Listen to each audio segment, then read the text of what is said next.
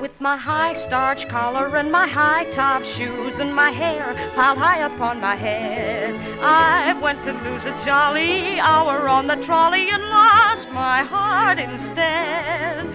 We both lived in Ealing. I used to go and stay there very frequently. Roma and I had to share a double bed, actually, as I'm sure. It was a very large double bed in a very large bedroom. I would say our childhood was more strange than funny, on the whole. Clang, clang, clang went the trolley. Ding, ding, ding went the bell. She was brought up in a pub. I know that. No, she's only the best grew up in a pub. Oh, Chug, chug, chug went the motor. Bump, bump, bump went the brake. Thump, thump, thump went my... Poor Roma was always forced to have me tag along with her when I was staying with her mother. But of course Auntie Doris would always say, oh, you have to take Pat with you, take Pat with you. So when I was 11 and 12 and they were 18 and 19, they were having to drag me around with them to the cinema and sometimes dances, and we used to go out to tea shops, I remember quite a bit. Yes. But it must have been very, very frustrating for Roma. But she didn't complain, not to me anyway. Oh, I know she caught the eye of many a gentleman in her time.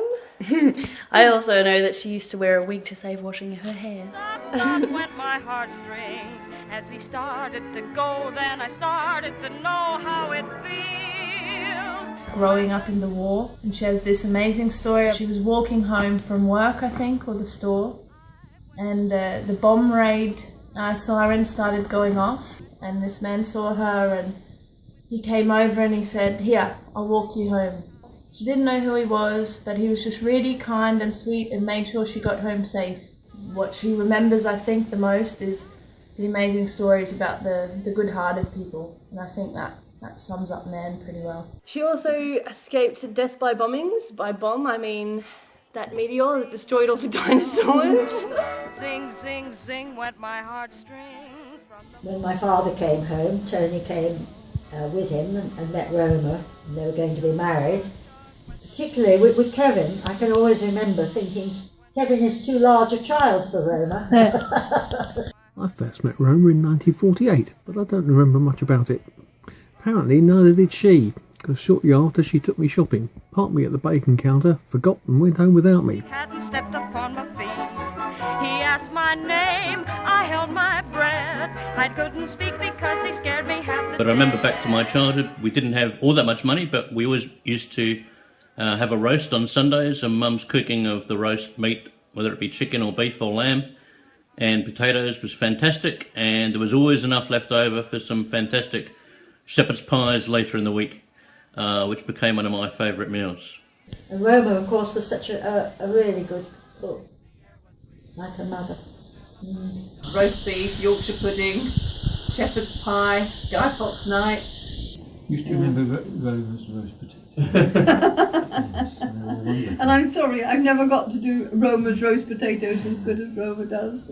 I don't know anyone who could cook as good as roast potato as Nan could. Mitchell and I used to hide potatoes under our meat so that we could get extra potatoes put on our plate.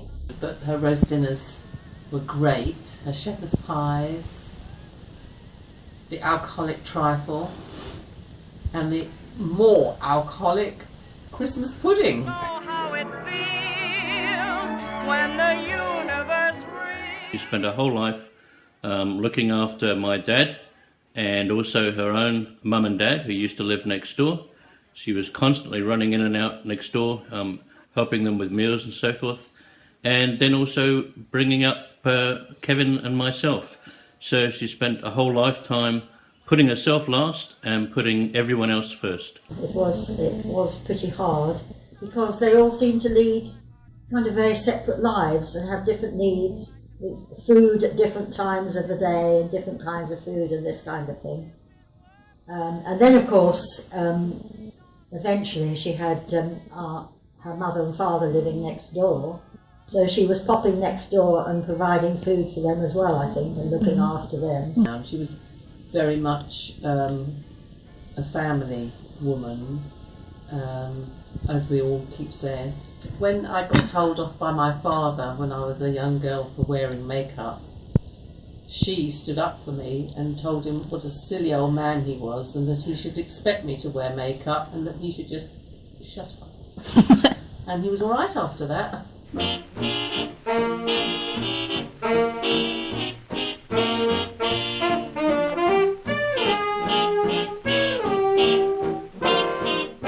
Ealing, because I met Tim, and Tim played bridge, and Tim said, come around and meet my mum.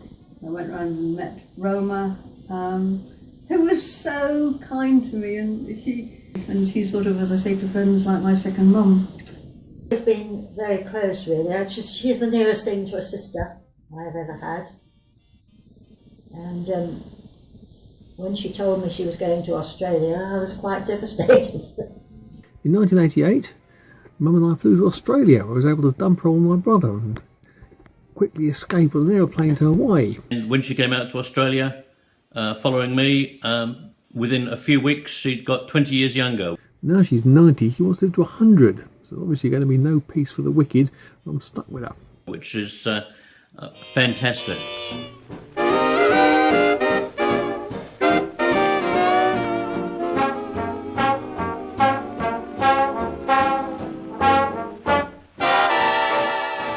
We've gone to concerts together. Roma loves anything to do with music.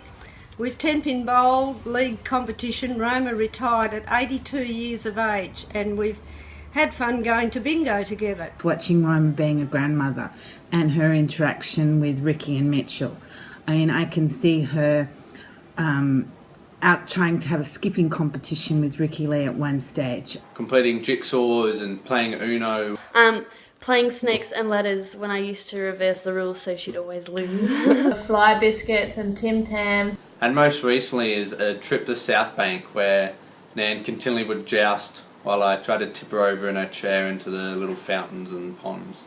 She had that face where if you knew you were doing something wrong, you better stop right now or you weren't getting anything. She hated it when the kids would do craft activities because she wasn't really into getting her hands dirty, but she would get in there, do it, and then as quickly as the activity would finish, she'd be off cleaning up. Another love of her life was her very loyal dog, Bryn. I would like to say that I'm Nan's favourite grandchild, but I think we all know that goes to Bryn. And she also had a dog called Bryn, who was quite fluffy. I think it was really what you call a shaggy dog story. Yes, it is a shaggy dog story. Definitely a shaggy dog story. Her shaggy dog was Bryn, and our shaggy dog was Barney. And they became very great friends, and so did we. Singing, oh, everything's so cute, following you on your happy-go-lucky way. And to me, she hasn't changed much at all. She looks just about the same. Nan is funny. Oh, but high and caring. And selfless. Jigsaws, crosswords. Cutest grandma ever. Best auntie ever. Mother-in-law from hell. Very giving. Kind and quirky. Best. Caring. Just a lovely, lovely person. It's caring, witty and funny. Shy. Loving. Smart. She can be stubborn. Quirky. Quirky, quirky, quirky. Gracious. very gracious. You are an amazing lady and just thank you for being you.